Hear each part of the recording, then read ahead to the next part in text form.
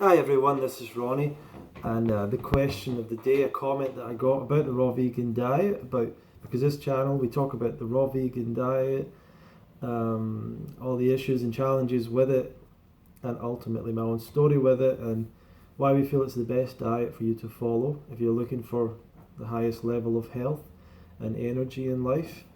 And the question, you know, the wrong approach to nutrition is to try and pick apart specific nutrients and where do we get this and why is this lower, why is this higher, do we have to worry about all that with the diet. So you can analyze a raw food diet and you can look at the recommended daily allowances of particular nutrients and you can say, well, a raw food diet's low on this, or fruit is low in that, or fruit is high in this. And critics of the raw vegan diet or critics of eating fruit will find all sorts of problems with eating fruit. It's too high in this, it's too low in this, and all the while forgetting the basic principle, which is fruit and vegetables are the healthiest foods, regardless of what you want to say about it, what you want to think about it. It's over. It's been. We know this for sure. This isn't something you can argue with. A healthy diet consists of an abundance of fruits and vegetables, and is based on carbohydrates. That is mainstream nutrition advice that you cannot argue with. Sorry, you can't argue with it. We've already figured this all out. We've had at least 100 years of proper research into nutrition. Every single diet authority, health authority will agree. A healthy diet is full of fruits and vegetables and is based on carbohydrates. That's exactly what I'm suggesting you do. It's just that you change cooked carbohydrates. There's not really any reason why cooking them makes them better, apart from they're unedible unless they're cooked, and change them into raw carbohydrates. Fruit. It's a radical idea for some people, but it's actually just puts us in line with our natural design and what we are designed to eat, what we are predisposed to eat, what we desire in a natural setting, which is sweet, delicious fruits and some vegetables, nuts and seeds, small amount of other things to go along with it, but fruit being the focus and the base of the diet. Okay, that's some common sense information. As I said, I don't think anyone can disagree. A healthy diet is full of fruits and vegetables and is made on carbohydrates. That's what every single nutrition authority, health authority, diet authority will say. That's one of the few things they can all agree on, because they all say slightly different things. But lots of fruits and vegetables, and that's what I'm telling you to do. I follow the mainstream advice. The mainstream scientific information is in line with a raw vegan diet. So, no one follows the mainstream advice, but there is some good advice out there if you wish to follow it. Now, in this video, I think we're talking about zinc because someone's asked me specifically, where do you get zinc on a raw vegan diet? Because zinc's quite low in fruit, or whatever the perception is that zinc is low, or what have you. Zinc is obviously a mineral, an element of the periodic table. It's something that comes out of the earth. It's not something that's made by animals. So it's something that we would first look, if we're going to look for minerals, we would first look at plant foods anyway. And we would look for it coming from the ground. So if you're eating animal foods to get particular minerals, why not just go to the source and remove the negativities of eating animal foods and all the negative risks of doing that, and get your zinc and everything else from plant foods. So if you go on Chronometer, I wouldn't be surprised if you put in a fruit diet, my diet, and you would find it lower in zinc than the recommended daily allowances and stuff like that that show up in Chronometer. And other people might say, yeah, and you don't even know how good the soil is, and it might even be less zinc than that, and whatever.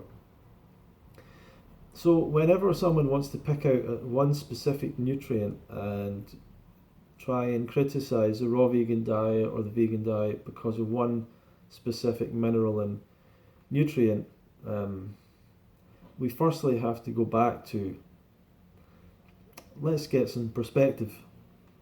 The health crisis in this country is not because of a lack of zinc. Never has been. Never been an issue. It's not an issue for anyone anyway. Zinc is not an issue. This is very high up on any priority list for any health authority or hospital or whatever. The crisis of health is because of an excess of bad nutrition, not because of a lack of specific nutrients. It's malnutrition is not just about a lack of nutrition, it's about an excess of nutrition causing disease and inflammation and illness and symptoms of disease. So when we're talking about what should we be focusing on when it comes to our health and our diet, focusing on getting enough zinc is not really what you should be focusing on. Focusing on removing the foods that cause disease is what you should be focusing on. Because if they cause disease over a period of time, it means they're causing damage every time you're eating them. Every time you're eating them, they are harming you in a small way, but gradually that harm, and you can recover from that harm, you get a good night's sleep, you recover, but why continue to harm yourself to the point that your body can no longer catch up? So this idea that we want to focus on specific nutrients, no. We want to focus on removing the parts of our diet, pardon me, staying away from the parts of our diet that cause illness and disease. And those have been shown very clearly to be animal products. Meat and dairy, eggs, anything with a high level of saturated fat and cholesterol, but saturated fat in particular, for a start, leads towards heart disease, leads toward disease in the arteries, in the cardiovascular system, but basically in the veins and the arteries, causing damage, restricting blood flow, leading to things like heart attack, erectile dysfunction, the issues in the brain where blood can't get to the brain, leading to diseases in old age, cardiovascular related dementia, or cholesterol related dementia. These are caused by a lack of blood flow, a lack of oxygen to some degree getting to these places, and parts of your body start to die off part by part because they can't get the oxygen. There are people wandering around that are alive and part of their heart has died. Sometimes they're not even aware of it. I had a friend that went into a hospital. He wasn't feeling well, felt really bad, something happened, went into the hospital, he found that he'd had a small heart attack. And they said, this isn't the first time. Part of your heart is already dead. Imagine that. Imagine parts of your body dying off because, for most people, because of ignorance, because of a bad diet.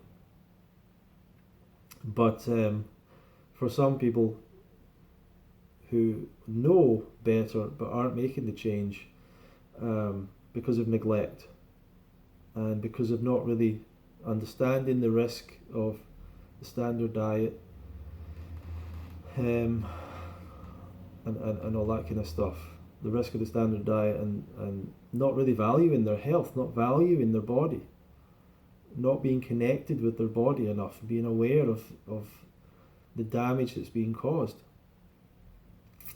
So if you ask me, where do you get this and that nutrient? You can't do a raw vegan diet because of this, you can't do a vegan diet because of that.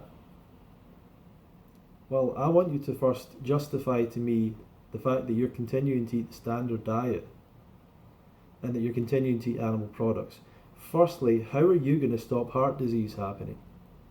How are you going to stop diabetes? How are you going to stop yourself having a stroke, developing dementia in old age, becoming obese because people eat a standard diet or an omnivore diet are more likely to gain weight and become obese? How are you going to stop your kidney function from being damaged from a high protein diet over the years? Let's ask these important questions. So when you come to me with, where do you get your zinc? The answer is from fruits and vegetables. That's the basic and simple answer if you want that answer. It's not something that concerns me. My question is, do I see a pattern of people in the raw vegan movement with a zinc deficiency problem? I've no doubt there'll be people that will claim that or will create a zinc deficiency as an issue. There are some leaders in this movement who like to create fictional deficiencies because they like to promote supplements or products or whatever, or they want to get people under them, working with them or coaching with them or whatever. So they want to scare people. But I don't see any pattern of anyone having a zinc issue. Now, I remember a couple of years ago there was a guy that used to do YouTube, and he started to say that he was suffering from some zinc deficiencies, and he was like, can't even remember, it was like his lips were dry or something, or his hair was falling out, or he was going grey or something, and this was zinc deficiency, you know. And this was one of many deficiencies that this guy believed he had. He was paranoid. He was paranoid, delusional. He had been a guy that seemed quite scientific and rational, but became pretty paranoid, delusional, full of worries and fears. No reason really, I'm not really sure why. And he started to go back to, well, firstly he was supplementing. Of course supplementation doesn't work because your problem isn't a deficiency. You know, if you had a deficiency, then supplementation would probably work. But I'm not sure how you're going to go from eating fresh raw foods and think that having powder is going to give you the nutrition that you're missing out on. Who knows? Who knows why anyone buys into that idea that powder is a good form of food that's had everything removed from it, the water, the other nutrition. I don't know.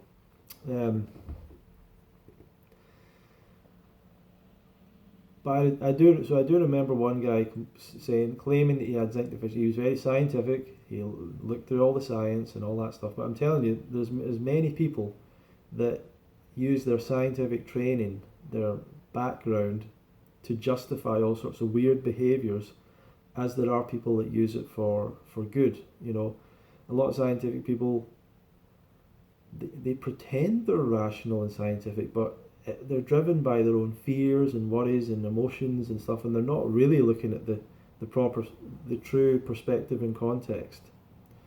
It's always a worry when people start to say they've got the science, they're scientific, everyone else isn't, they're rational.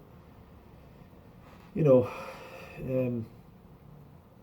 all these human emotions and biases come in the way, and people start inventing ideas. They get a little crack on their lip, all of a sudden that must mean they have zinc deficiency. They're losing their hair, that must mean they have zinc deficiency. Well, that means that of the 2 billion men on the planet, and probably 500 million are bald or something, or 300 million, that means they must all be suffering from zinc deficiency. And are they all raw vegan? Are they vegan, or is it that they were born with particular genetics that led them towards losing their hair, like me, like my dad, like my younger brother, like my four of my uncles, my 2 grandfathers. You know, when you're from Scotland and Ireland, you've got a lot of baldness in your in your life. If you're from Netherlands and South Africa or something, and Scandinavia, you might not lose your hair so much. But we're a bald people, right? You throw a cat in Scotland, you're gonna hit a bald guy, you know. So anyway, and all my uncles are bald apart from one, right? So some of my aunties are bald.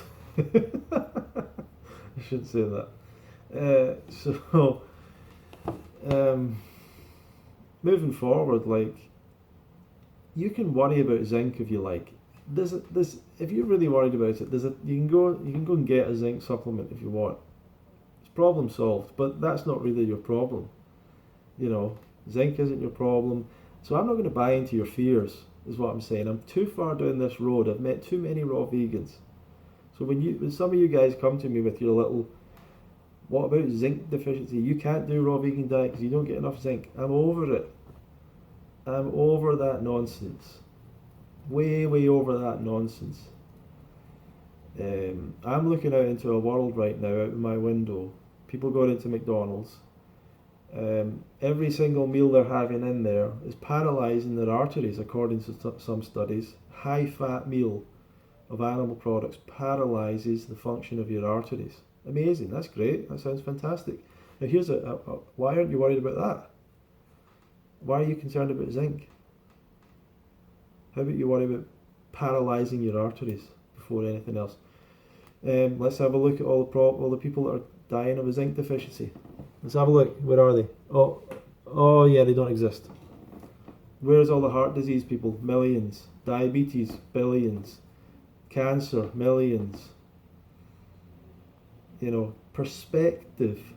Go into a hospital, is the zinc deficiency ward like full of all these zinc victims? No, they don't even have a ward. If you go to your doctor and say, I think I've got zinc deficiency, they'd be like, probably not, you look okay. So, mineral deficiencies are pretty rare. Mineral deficiencies, like there's more vitamin deficiencies, and that's because you look in the history of deficiency, went over this, history of deficiency is people missing out on fruit and vegetables. The history of dietary deficiencies are situations in which people did not have access to fruit, like sailors on boats, like the Japanese that ate polished rice and they got beriberi, like people in the United States that ate corn, a particular type of corn, not sweet corn. I don't know exactly what it was, but they lived on corn that lacked a particular B vitamin, which if they'd had access to fruit, they would have not got pellagra. We've got night blindness in Africa and different places where people have a lack of vitamin A, which comes from beta carotene, which amazingly enough is in fruit. So all of these issues coming from people that are either living on grain-based diets, cooked food-based diets, diets that lack fruit, and then we're wondering, why. We're wondering about dietary deficiency on a fruit diet when it's never been shown. It's always been shown to be the opposite, that people are trying diets without fruit, developing disease over time, developing deficiency.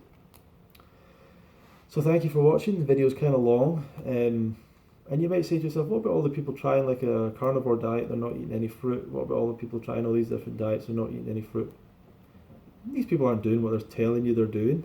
Don't oh, I only ate meat for a year and I don't have scurvy. Like, they didn't eat only meat for a year. Come on now. No one does that. No one's sticking to that. Oh, the carnivore diet, the meat diet. None of these, every person that I've ever heard, I'm doing the carnivore diet. Aubrey might be coming in. I just go to their Instagram, the next post is them eating potatoes and like vegetables, and I'm like, well, that's not it, is it? Anyway, well, thank you for watching. By the way, I'm starting a course, an online course, Beginner's Guide to the Raw Food Diet. It's starting on Monday. If you want to sign up, there's still some spaces left. There's still a discount for a few days. Go and check that out in the link below, and hopefully we'll see you on that course. But thank you very much for watching, and we'll see you in another video.